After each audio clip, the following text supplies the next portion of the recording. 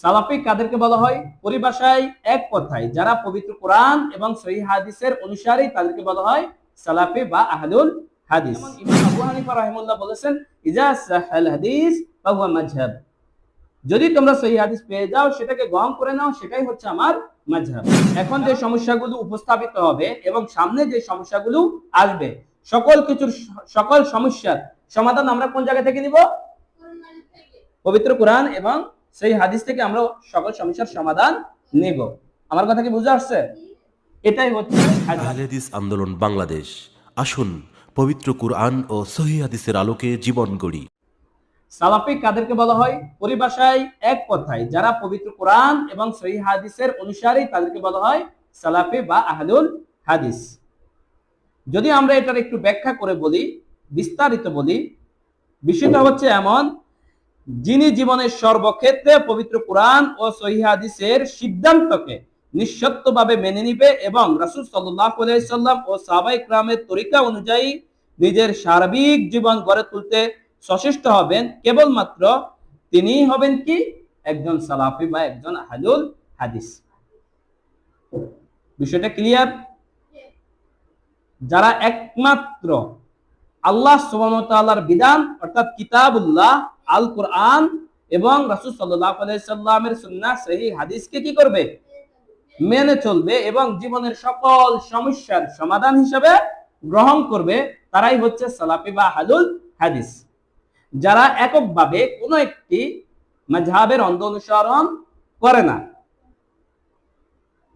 তারা মূলত মাযহাবকে পরিমাপ করেন পবিত্র কোরআন এবং সহিহ হাদিসের মানদণ্ডে।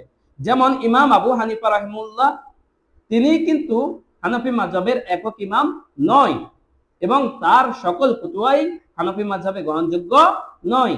ঠিক একইভাবে ইমাম শাফি, ইমাম মালিক, ইমাম আহমদ বিন হাম্বল, তারা এককভাবে কখনো তাদের মাযহাবের প্রতিনিধিত্ব করেননি। তারা মূলত প্রতিনিধিত্ব করেছেন পবিত্র কোরআন এবং সহিহ হাদিসের। যেমন ইমাম আবু হানিফা রাহিমাহুল্লাহ বলেছেন, ইজা সাহাল হাদিস ফাহুয়া মাযহাব। যদি তোমরা সহিহ হাদিস পেয়ে যাও সেটাকে গ্রহণ করে নাও, সেটাই হচ্ছে আমার মাযহাব।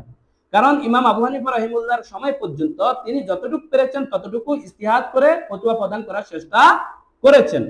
ঠিক একইভাবে ইমাম আবু হানিফা রাহিমাহুল্লাহর পর কাজী ইউসুফ, ইমাম ইউসুফ রাহিমাহুল্লাহ, তিনিও দেখা যায় তার সময় যতটুক সমস্যা দেখেছেন কোরআন এবং সহিহ হাদিস থেকে চেষ্টা করেছেন তার সমস্যার সমাধান করার জন্য।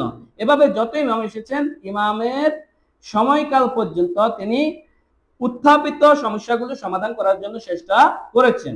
তবে এখন তো ওই ইমাম নেই, এখন তো ওই ইমাম নেই। এই ইমামদের যুগে মোবাইল ছিল? মোবাইল ছিল না।